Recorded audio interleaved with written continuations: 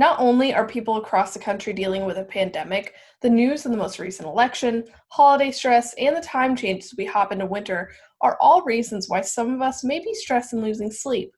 There's lots of stress in people's lives right now, whether it's financial insecurity, health concerns, or worrying about their loved ones. Dr. Raya Webe, medical doctor of sleep medicine at GBMC, says that there's been a lot of disturbance in people's everyday routine. People are working from home. Sometimes that actually gives the perception of insomnia because you have the luxury to stay asleep a little bit later in the morning. So if you stick to your regular bedtime, you may not fall asleep as easily because you're not as exhausted.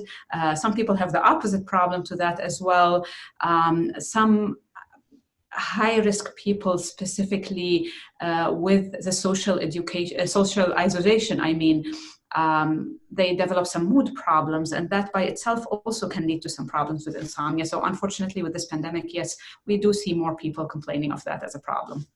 In terms of tips to help better your sleep, Dr. Webe says that they always tell people to stick to a regular sleep schedule. Try not to sleep too late or try not to stay up too late, because you want to give your body the message that this time of your day is allocated for sleep.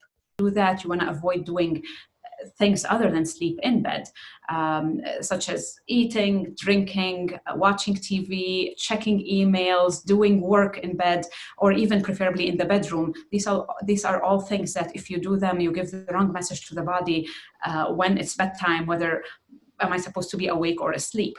One of the things I always like to recommend as well is establishing a bedtime routine, which means a sequence of things that you adopt to do every night in the same order in anticipation to falling asleep.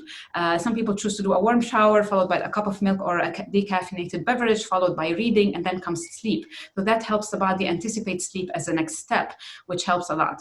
For people who think a lot about their to-dos for the next day, I recommend journaling their ideas, making a list, and also setting what we call a worry time.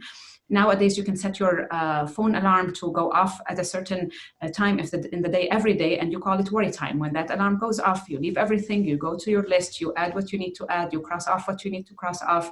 And when that thought pops up at night, you think, okay, I have a time to think about it at night, next day, so I don't have to worry about it now. So subconsciously, you take it out of your mind and put it on that piece of paper. Avoiding to watch the clock is a big one. It creates unnecessary anxiety. Exercising regularly. For exercising, we usually recommend exercising about 5 to 6 hours prior to going to bed, not really very close to bedtime. Avoiding caffeinated beverages later in the day. Avoiding naps. There's a lot of things that we can recommend based on each individual's needs to help with sleep.